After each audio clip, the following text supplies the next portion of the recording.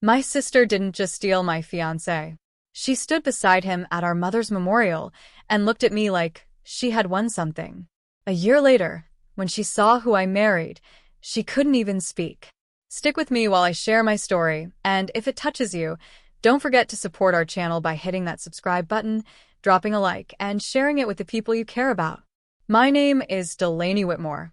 For most of my life, I believed family meant safety. I believed a sister would protect you, even if the world didn't. I was wrong. I got engaged to Graham Keller after 3 years together. He was steady, polite, and the kind of man my mother, Evelyn Whitmore, trusted immediately. We had a simple plan. A fall wedding. A small venue near the lake. Nothing dramatic. I thought I was building a quiet, stable future. My younger sister, Maris Whitmore, always had a way of turning attention toward herself. Growing up, if I got praise, she would suddenly need help. If I achieved something, she would say it came easy to me. I tried to be patient. I told myself she just felt insecure. When our mother got sick, everything changed. I moved back home to help with appointments and treatments. I handled bills, meals, late-night emergencies. Graham said he understood, but he started visiting less often. He said work was stressful. He said he didn't want to intrude. Meanwhile, Maris began coming around more. At first, I was grateful. I thought she was finally stepping up. But I noticed small things. The way she laughed at Graham's jokes a little too long. The way she touched his shoulder casually when she walked past. The private smiles I couldn't explain.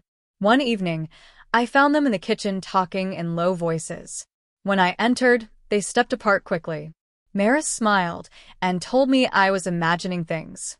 Graham said I was tired and overwhelmed. I wanted to believe that. As my mother's health declined, I felt like I was holding the whole family together with thin thread. I ignored my instincts because I didn't have the energy to face another problem. I trusted my fiancé. I trusted my sister. I didn't see that something was already shifting behind my back. Looking back now, the signs were obvious. But at the time, I was too focused on being strong for everyone else. I didn't realize I was the only one fighting for what we had. That was the beginning of the betrayal. And I had no idea how far it would go. 2 months before the wedding, everything fell apart. Graham started acting distant. He stopped talking about the future. If I mentioned seating charts or flowers, he would change the subject. One night, he told me he felt confused. He said he needed space to think. I remember staring at him, trying to understand how a man who once begged me to set a date could suddenly be unsure.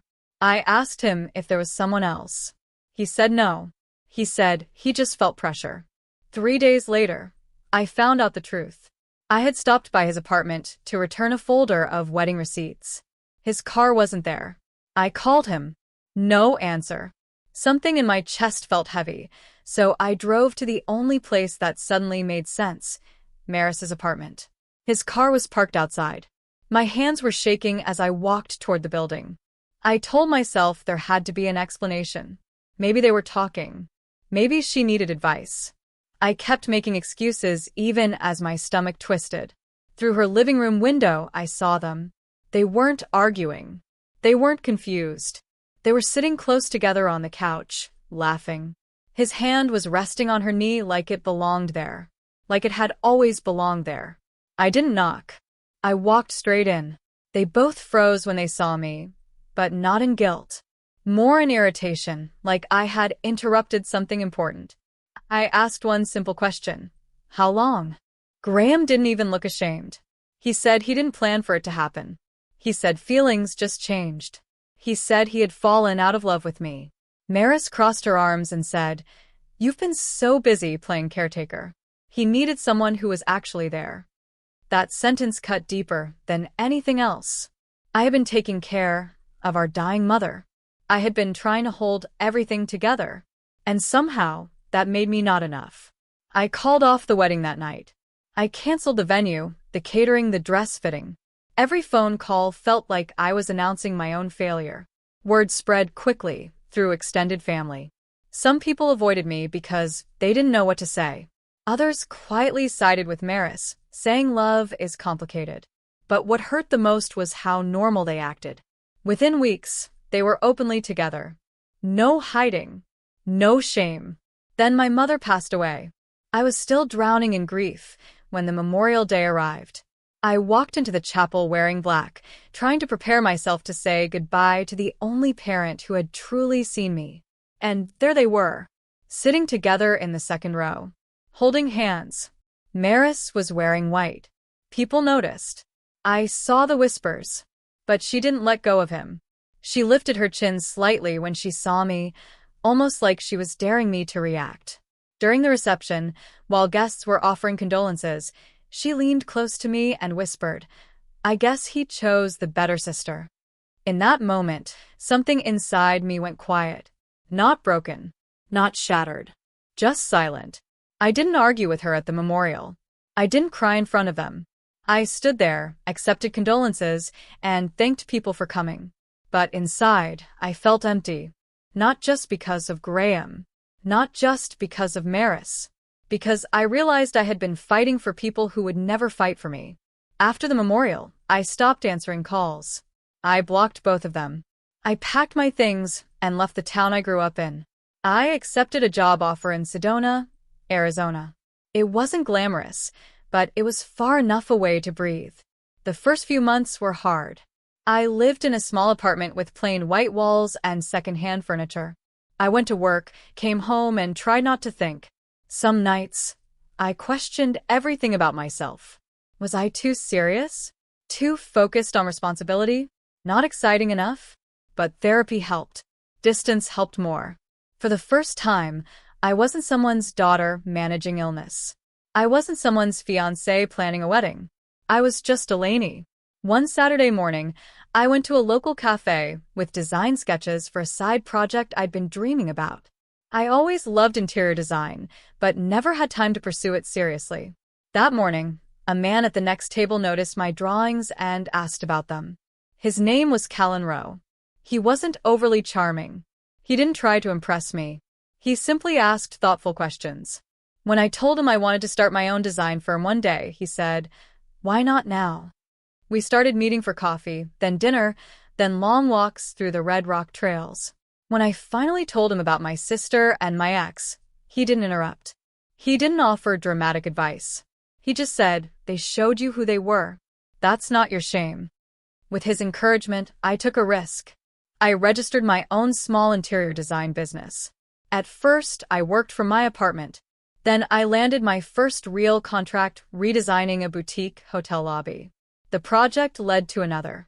And another. For the first time in my life, I felt proud of something that had nothing to do with anyone else. Callan never tried to replace my past. He respected it. He gave me space when I needed it and support when I doubted myself. Our relationship grew slowly, without chaos, without competition. A year after I moved, he proposed during a quiet hike at sunset. No crowd. No performance. Just us. I said yes because I felt safe. Because I felt seen. News somehow made its way back to my hometown. An aunt called to tell me Maris had heard about my engagement. Apparently, Graham had left her months earlier for someone new. I didn't feel satisfaction. Just confirmation. A week before my wedding, that same aunt asked if Maris could attend. She said Maris wanted closure. I thought about it for a long time. Then I said yes. Not for forgiveness. For peace. On my wedding day, the sky over Sedona was clear and wide. The red rocks looked almost unreal in the sunlight. I stood in a simple ivory dress, not heavy or dramatic, just elegant. I didn't want a performance. I wanted a promise. Guests began to take their seats. I kept my eyes forward, but I knew the moment Maris arrived. There's a certain shift in the air when someone who once hurt you walks into your space. She looked polished, confident as always. But there was something different. Less sparkle. Less certainty. The ceremony started. When Callan took my hands, everything else faded. His voice was steady when he said his vows. He spoke about partnership, about respect, about building a life where neither person had to shrink. He said loving me was easy because I never pretended to be anyone else. I didn't realize I was crying until he brushed a tear from my cheek. As we turned to face the guests, I let my eyes move through the crowd. When they reached Maris, I saw it. She wasn't smiling. She was staring at Callan like she was trying to understand something. Maybe she expected someone ordinary. Maybe she expected me to settle. Instead, she saw a man who stood tall beside me, not in front of me. A man whose success didn't need to be loud to be real. A man who looked at me like I was enough. At the reception, people laughed and danced. The atmosphere was warm, relaxed. No tension. No whispers. Just joy. Maris approached me near the end of the evening. For a second, it felt like we were teenagers again, standing in the same room but living different lives. "You look happy," she said quietly. "I am," I answered. There was no anger in my voice. No need to prove anything. She hesitated before adding, "Things didn't work out with Graham." I nodded once. I already knew. She looked around at the celebration, at the friends and colleagues who had come from different states to support me. Then she looked back at me, and I saw it clearly. Not jealousy. Realization. She had taken something from me once, and believed that meant she had won. But she never understood that what she took wasn't solid. It wasn't loyal. It wasn't lasting. What I built after losing everything was stronger. The real revenge wasn't making her feel small. It wasn't embarrassing her the way she embarrassed me. It was standing in front of her without bitterness. She thought she stole my future. But she only cleared the path for a better one. When she left that night, she didn't look powerful. She looked thoughtful. And for the first time in years, I felt completely free.